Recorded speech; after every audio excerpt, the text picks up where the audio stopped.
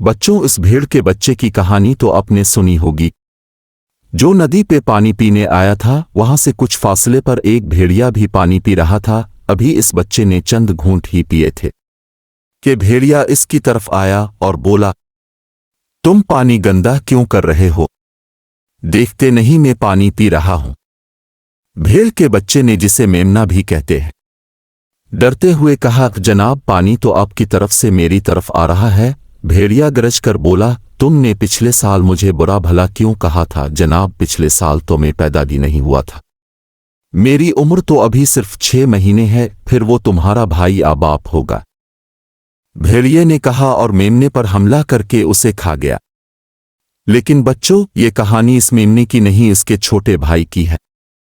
وہ اکثر اپنی ماں سے اپنے بڑے بھائی کے بارے میں پوچھا کرتا تو اس کی ماں اسے یہ کہانی سناتی اور ساتھ ہی تاکید کرتی، ندی پہ پانی پینے نہ جانا۔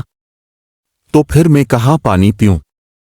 وہ پوچھتا، یہاں تو صرف ایک ہی ندی ہے، تم اس وقت پانی پی لیا کرو جب بھیڑیا اور دوسرے بڑے جانور وہاں نہ آتے ہوں۔ اس کی ماں کہتی، ندی پہ پانی پینے جانور عموماً صبح اور شام کے وقت آتے تھے، اس لیے میمنا دوپہر کے وقت پانی پی آتا۔ لیکن دوستو، کہتے ہیں کہ ہونی کو کون ٹال سکتا ہے؟ میمنے کا سامنا بھیڑیے سے ہونا تھا۔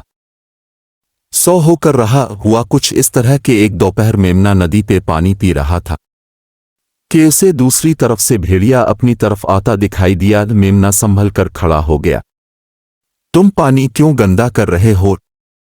دیکھتے نہیں میں پانی پی رہا ہوں۔ بھیڑیے نے حسب روایت چالاکی سے کہا، لیکن جناب پانی تو آپ کی طرف سے میری طرف آ رہا ہے۔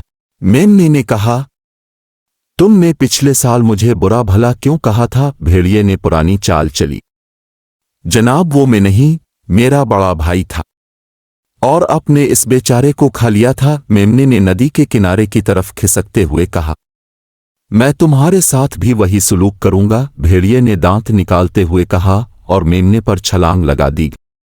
میمنا جلدی سے ایک طرف ہٹ گیا اور بھیڑیا اڑتا ہوا ندی میں جا گرا۔ برسات کے دن تھے، ندی بہت تیزی سے بہہ رہی تھی۔ بھیڑیے نے تیر کر کنارے پر آنے کی بہت کوشش کی، مگر پانی کا تیز بہاؤ اسے دور بہا لے گیا۔ دیکھتے ہی دیکھتے بھیڑیا پانی میں ڈوب گیا۔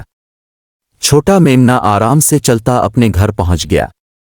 ماں، میں نے بھیڑیے کو پانی میں گرا دیا ہے، اس نے اپنی ماں سے کہا، اور پھر ساری کہانی سنا دی۔ ماں نے حیرت اور خوشی سے اس کی طرف دیکھا اور پھر آگے بڑھ کر اپنے بہادر بیٹے کا چہرہ چوم لیا۔